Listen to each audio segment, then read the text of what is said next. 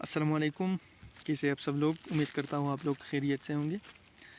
आज का जो हमारा टॉपिक है ये purpose of retain earning statement है। इससे पहले वाली वीडियोस में मैंने आप लोगों को सिर्फ रिटेन अर्निंग स्टेटमेंट के बारे में बताया था कि ये कैसा बनाता है हम लोग।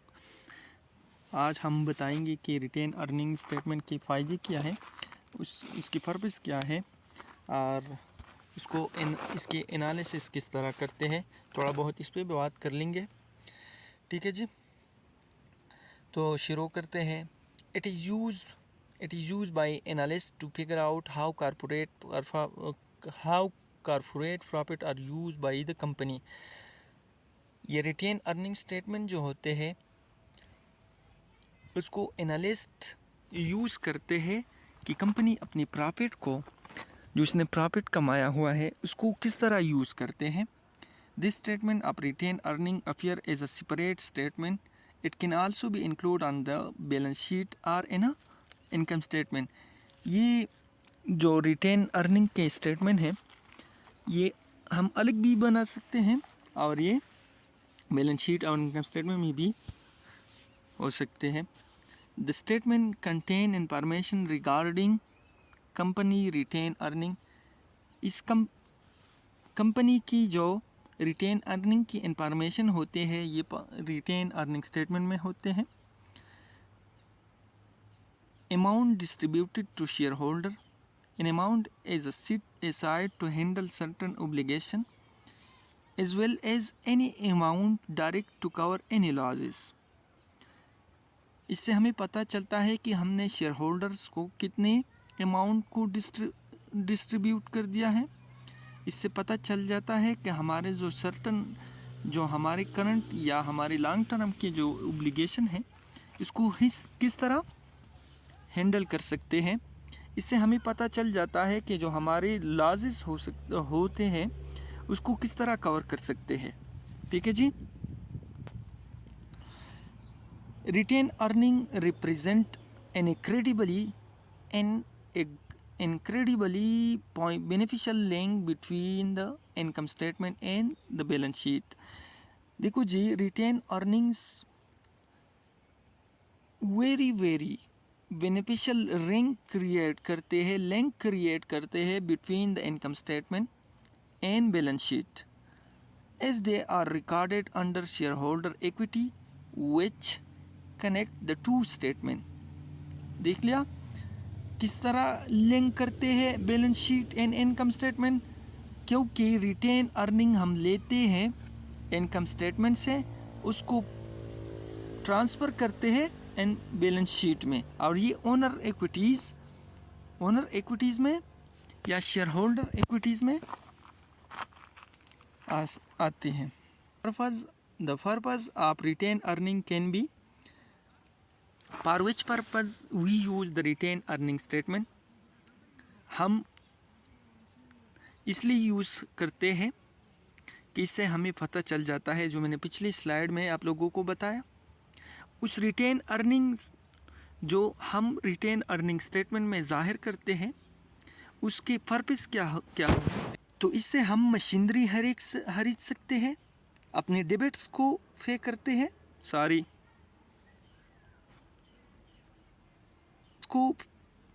हैं, investing in research and development. हम रिसर्च और डेवलपमेंट में भी इन्वेस्ट कर सकते हैं। कंपनी के लिए बहुत ही ज़रूरी है कि वो अपने फ्यूचर जो प्रोजेक्ट होते हैं उस पर रिसर्च करे। Other activities that could increase the growth of the company and result in potential profit, और अदर एक्टिविटीज़ जो कंपनी की ग्रोथ में इजाफा करते हैं उसमें भी इन्वेस्ट कर सकते हैं, ठीक है जी।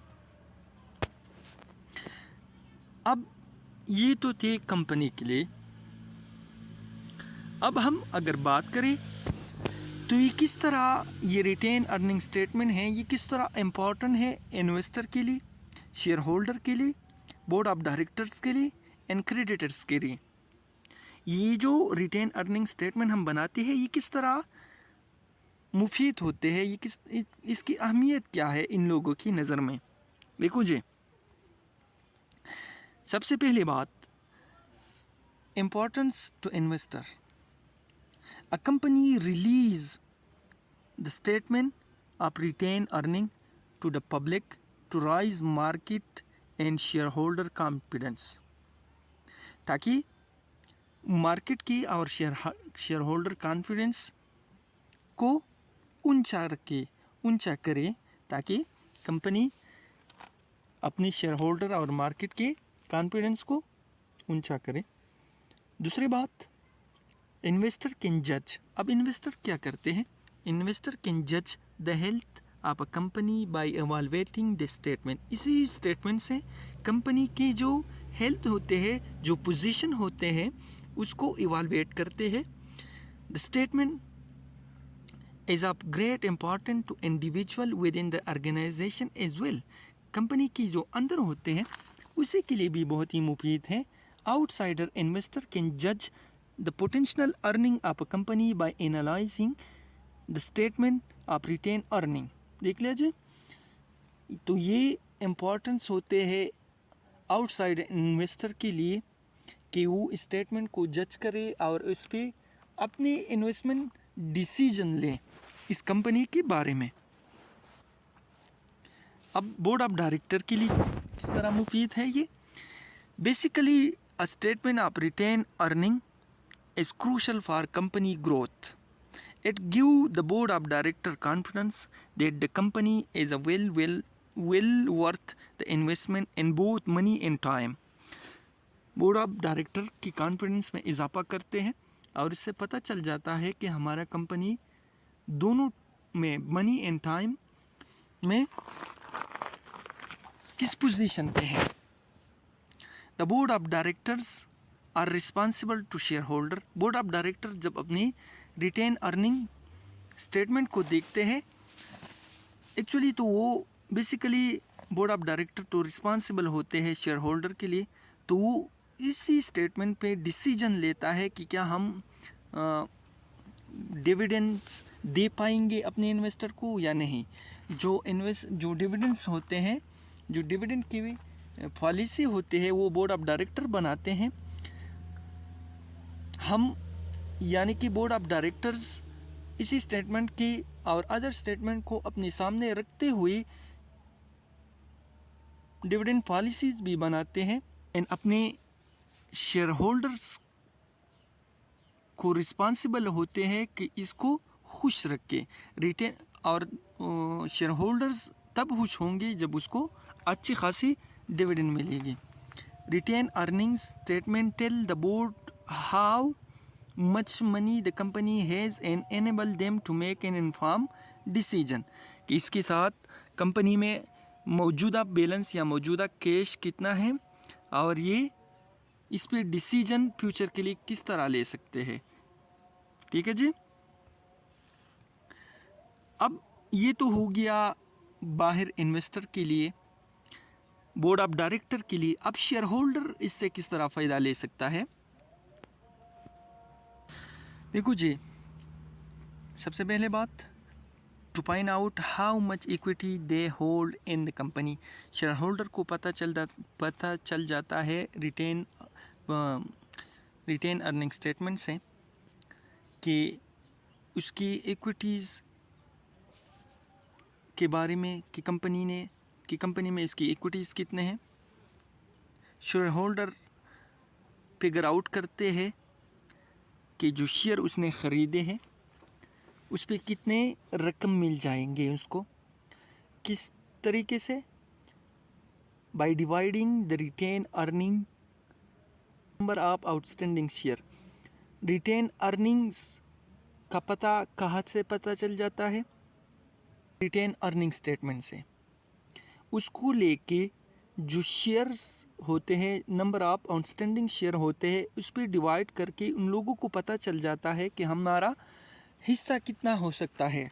ठीक है जी, ये इम्पॉर्टेंस होते हैं शेयर होल्डर के लिए। और जो क्रेडिटर होते हैं, क्रेडिटर के लिए भी रिटेन अर्निंग बहुत ही मुफीद और बहुत ही इम्पोर्टेंस रखते हैं, क्योंकि इसको पता चल जाता है जब ये रिटेन अर्निंग स्टेटमेंट इशू करता है कंपनी कि क्या हम इस कंपनी को कर्ज़ा दे सकते हैं कि नहीं, कि कंपनी अपने जो हम कर्ज़ा देते हैं उसको पे कर लेंगे कि नहीं। They want to look at several performance measures before they can issue credit to a company. Low or negative retained earnings indicate that the company may have problem repaying its debt. They may result in the creditor choosing not to provide credit to these business or charge them a higher interest rate to compensate for the risk. ये सारी मालूमात creditor को कहाँ से मिल सकते हैं? Retain earning statement से, जो कंपनी इन्वेस्ट करते हैं। तो आज के इस लेक्चर में हमने यही सीख लिया कि रिटेन अर्निंग स्टेटमेंट जो कंपनी इशू करता है उसको किस तरह आउटसाइडर इन्वेस्टर या क्रेडिटर या बोर्ड ऑफ डायरेक्टर्स जो कंपनी के अपने होते हैं, ये किस तरह उसके लिए मुफीद होते हैं, जो फ़ायदेमंद होते हैं, इससे फ़ायदा किस तरह ले सकता है। ये सारी चीज़ें हम आज इसी वीडियो में हमने सीख ली। आज की यही काफ़ी है। अल्लाह हाफिज़, अपना ख्याल रखिएगा।